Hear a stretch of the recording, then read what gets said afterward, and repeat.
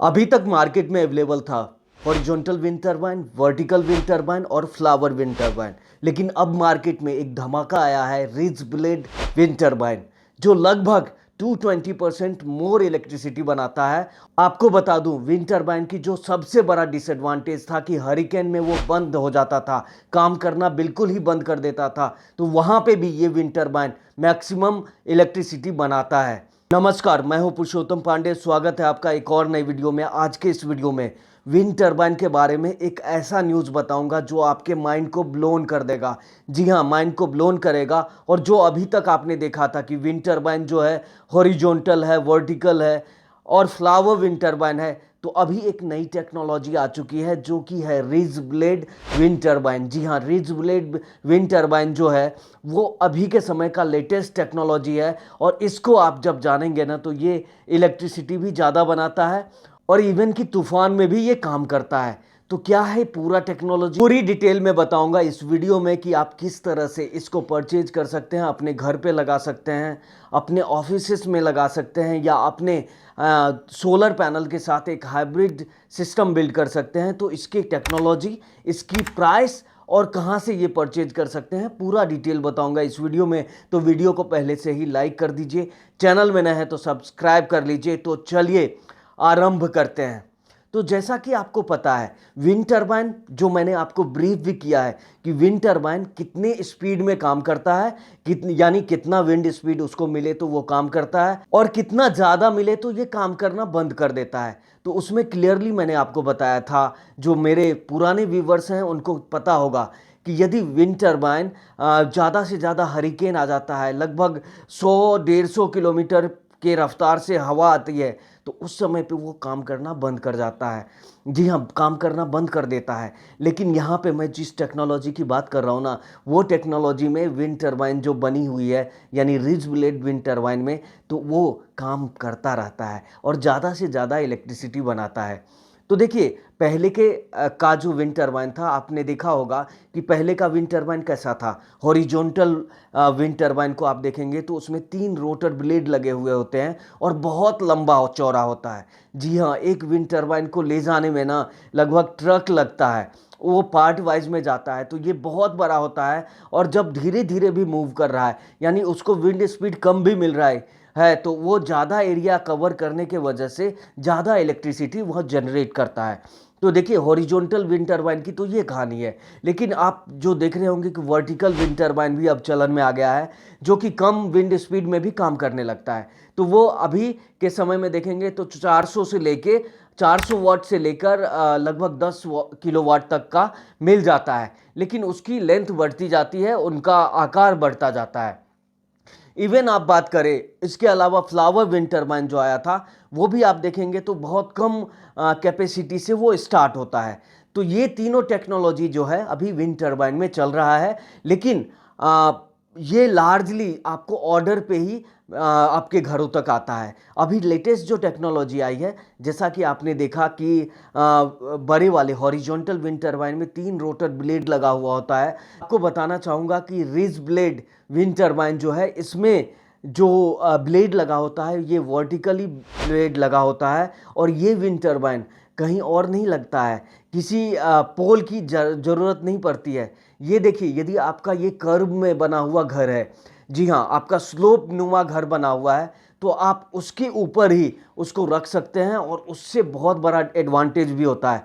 जी हाँ, उससे इतना ज़्यादा एडवांटेज होता है कि आपका ये जो रिज ब्लेड विंड टरबाइन है ना, ये ज़्यादा इलेक्ट्रिसिटी बनाता है। तो अब इसे बनाता कौन है, तो आपको बताना चाहूँगा, द पावर कलेक्टिव जो एक कनेडियन कंपनी है, ये इसको बना रही है। जी हाँ, इस विंड टरबाइन को the power collective Canadian company है वो बना रही है। तो आपको बताना चाहूँगा, जो ये रिज ब्लेड विंड टरबाइन है, और आप देखते होंगे कि जब ज़्यादा से ज़्यादा इलेक्ट्रिसिटी बन सकता है, यानी हरिकेन के टाइम पे जब ज़्यादा इलेक्ट्रिसिटी बनाने के लिए विंड फ्लो ज़्यादा मिल रही है, तो वहाँ पे हमारा नॉर्मल विंड टरबाइन यानी हॉरिजॉन्टल विंड टरबाइन काम नहीं करता है। जी हाँ, वो टूट जाता है या वो स्टॉप हो जाता है। लेकिन वहीं पे हमारा रिच विंड टरबाइन को ज़्यादा से ज़्यादा हरिकेन होने के बाद भी ये काम करता है। अब क्यों काम करता है, तो आपको पता होगा कि एक एओलियन इफेक्ट इस पे काम करता है। जी हाँ, एओलियन इफ़ेक्ट होता क्या है? तो देखिए एओलियन एक ग्रीक माइथोलॉजी है जिसमें बताया गया है कि ये जो विंड है ना, ये विंड पूरे अर्थ को घुमा सकता है।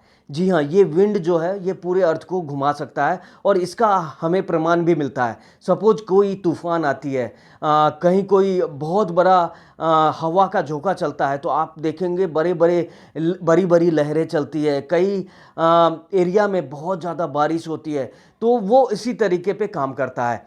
तो एलियन विंड का जो कॉन्सेप्ट है कि सपोज आपका जितना कर्व है, यानी आपका यदि 45 डिग्री पे यदि आपका कर्व है, एक कर्व नुमा यदि आपका घर है और वहाँ पे 45 डिग्री से कर्व है, तो यदि उस पे हवा का स्पीड 15 मीटर पर सेकेंड के रफ्तार से भी आ रहा है, जी हाँ, 15 मीटर पर सेकेंड के रफ्तार से भी आ रहा है, तो जैसे ही उस पे विंड का फ्लो आएगा तो हर 15 डिग्री पे लगभग विंड का जो स्पीड है वो 1.2x बढ़ जाता है। जी हाँ, 1.2x बढ़ जाता है।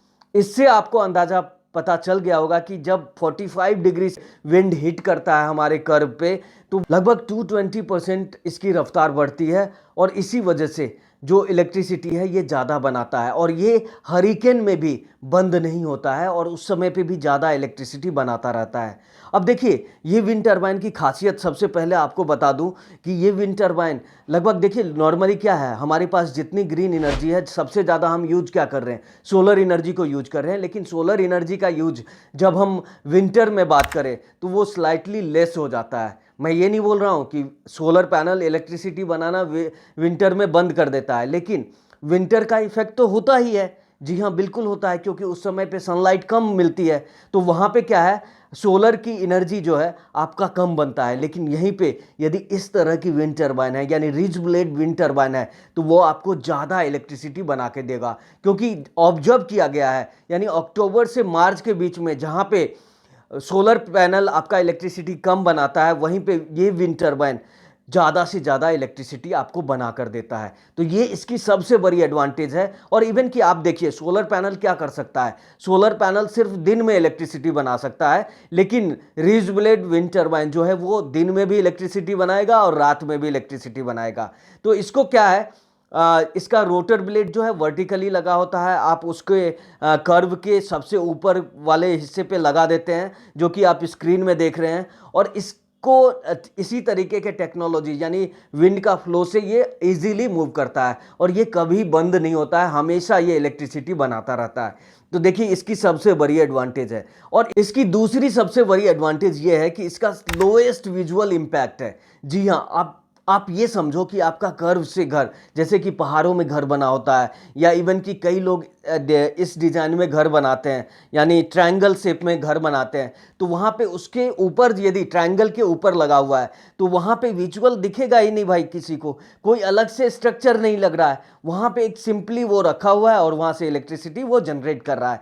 तो इस तरीके से जब रखा होता है ना तो आप उसको विजुअली ज़्यादा देख नहीं सकते हैं और वो आपके किसी भी विजुअल का यानी आपके घर के सौंदर्यता पे भी इम्पैक्ट नहीं डालता है। यहीं पे आप सोलर पैनल की बात करें तो एक अच्छा खासा स्ट्रक्चर आपको बनाना पड़ता है और तब जाके ये लगता है। इवन की बात करें जैसे कि आप फ्लावर विंड टरबाइन की बात करें तो जैसे ही आप लगाएंगे तो ये दूर से दिखेगा कि आपके घर पे फ्लावर विंड टरबाइन लगा है। इवन कि आप हॉरिजॉन्टल विंड टरबाइन तो आम घरों में लगा ही नहीं सकते हैं, वहाँ पे ये लगेगा ही नहीं क्योंकि बहुत बड़ा बड़ा होता है, तो वहाँ पे आप वर्टिकल विंड टरबाइन लगा सकते हैं। तो ये तीनों लगाने के बाद ना विजुअल ज़्यादा ही दिखेगा लेकिन इसका विजुअल इम्पैक्ट कम दिखेगा।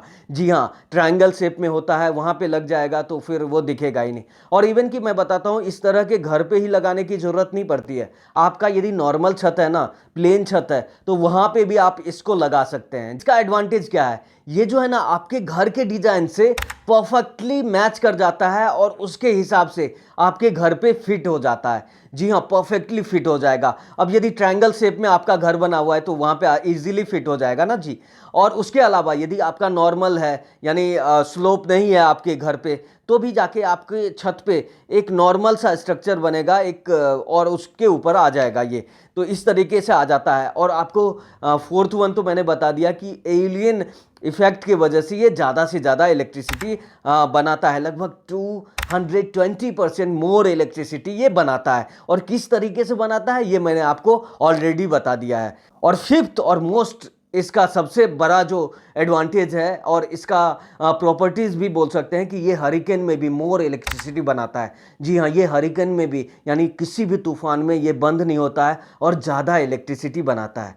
अब आप पूछेंगे कि ये विंड टर्बाइन कौन कौन से मॉडल में आता है, तो कंपनी ने जो बनाया है वो 3 मॉडल बनाया है। मॉडल का जो नाम रखा गया है RB1, RB2 और हाइब्रिड। जी हाँ, RB1, RB2।